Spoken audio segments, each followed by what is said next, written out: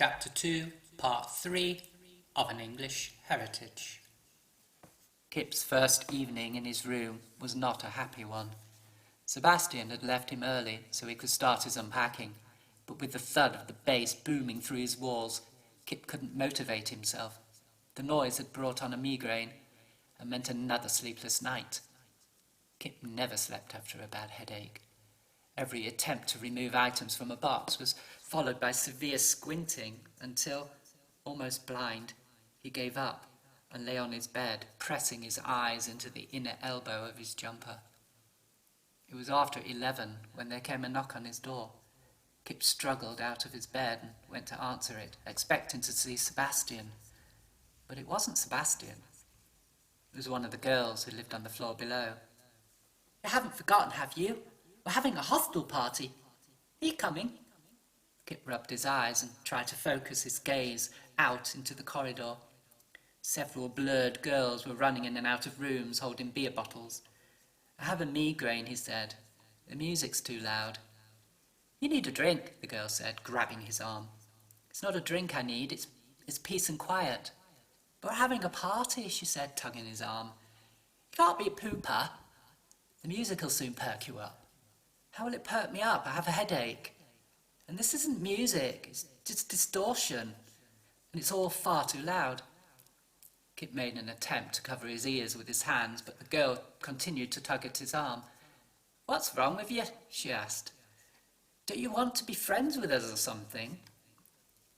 "Look, I've just had my ears fringed," he said. "My ears were full of wax, and so I had to go to the doctor's, and now all I hear is sharp and piercing noise." "Come on, girls," she said, as two of her friends joined her in the hallway. "Give me a hand with this one. I think he's a bit shy." Two girls came out of Sebastian's room, grabbed Kip by the arms and dragged him to the room across the hall where most of the students had gathered. To Kip's shock, the girls were all in their flimsy nighties and in full makeup and halfway to becoming intoxicated. The boys also looked ready for climbing into bed. "Is it a pajama party?" Kip asked, with his face partly covered with his sleeve. "Pump it up, John," demanded one of the girls. "Tell him, Jeff. I can't dance to it if it isn't loud." "Not any louder, guys," Kip said, as politely as he could with his head throbbing. "This one can't take the noise," said a scrawny-looking boy. "Who's this dude?" "Kip. He's on the second floor," said the girl who had knocked on Kip's door. "Yeah, I remember you. I'm Spike. Music," he said. His face was tanned and peppered with small moles which gave him the look of woodworm. "Didn't you run into the canteen earlier shouting something about a tree house?" The boy didn't exactly laugh at Kip, but he sensed he was being teased. "Don't be nervous," the girl said, still holding Kip by the arm. "I'm not nervous. It's my head. Who are you?" "Oh, I'm sorry, didn't I say?" she said, scratching a fresh flea bite on her thigh. "I'm Cindy. Find a place to sit and I'll go bring you a beer." "What's all this about a tree house?" asked the boy, standing next to the record player. Kip felt mortified. He hated being stared at and everyone was staring at him. "I was shot," Kip squeaked. It was as if he had breathed in helium. "Speak up," the boy shouted, taking a record out of its sleeve. "Excuse me," Kip said, and coughed to clear his throat. Kip hated how his voice was pitched higher than he was comfortable with. "I was shocked to find that the tree house on the sculpture trail had been pulled down." "I don't know about any kid's tree house," said another large girl. "What's he going on about?" Cindy passed Kip a cool beer, dripping water onto the carpet. "I'm Sophia, fine art," another girl announced, ostentatiously, as Kip took a sip of the beer. Cindy smiled at her. Cindy's not unattractive face was a series of rounds, lion-shaped, and in the low light, Kip thought, just as scary.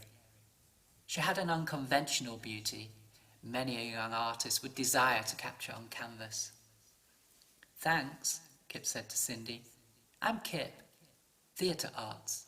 "I'd love to hear about this treehouse. Move over," Sophia said, squashing Kip between her large bare thighs and a skinny boy's bones. "Hi, Kip. Constantine. And I'm studying music," the boy declared, holding out his small hand. A guy in white silk pyjamas remarked on how young and immature most of the first years looked, and then turned and grinned at Kip. "Ignore John," said Sophia, rubbing Kip's knee. "He's a bit of a superstar, that one." John heard the comment and scowled at her. "Did you star in any school plays, kid? I bet you did. I bet you were cast in all the leading roles," John said, sounding serious. "Oliver Twist?" Kip saw through his pretense and glared back at him. Sebastian entered the room. He was also in pyjamas and sporting a baseball cap. "You girls talking about the treehouse?" "I checked out the spot. Nothing to see. Kip showed me some drawings, though.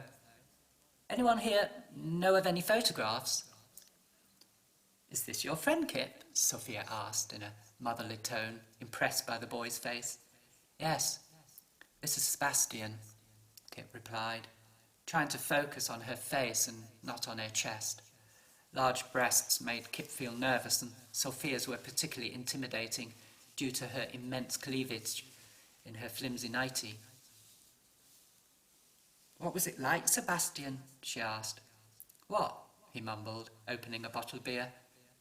"The sculpture trail, silly." "Oh, I don't know," Sebastian answered, taking a large gulp of beer. "I guess I found it boring." Kip also agreed, saying it was boring, as there was nothing left to see. Kip didn't think it was boring at all. He wanted to talk about something else, but as the music pounded in his ears, he couldn't stop thinking about the bare patch of dirt where the treehouse had stood. Kip was still distraught. The loss of the treehouse had been devastating. Even the two hot students kissing on a beanbag under the curtains couldn't distract him from the realization he would never experience the crawl up the trunk, as his brother had done, to venture inside. He'd never had the opportunity to look out those slots for windows, to see what his brother had seen. He would never see the place where Hot would sit with Max to read Frankenstein together under that blanket. He would never see the wax-stained wood where the church candles had burned down to the timber. As the evening turned to early morning, Kip was getting more distressed by the noise, and the more upset he was thinking about his brother. By 1:30, he desperately wanted to go back to his room and lie down. "Hey, not so sad," Cindy said, noticing Kip's sullen face. "I'm not in the mood for a party. I think I'll go to bed." "Don't be silly. It's your first night here, anyway. You'll never be able to sleep with all this noise." "Oh, what a loser," said John, turning away in disdain.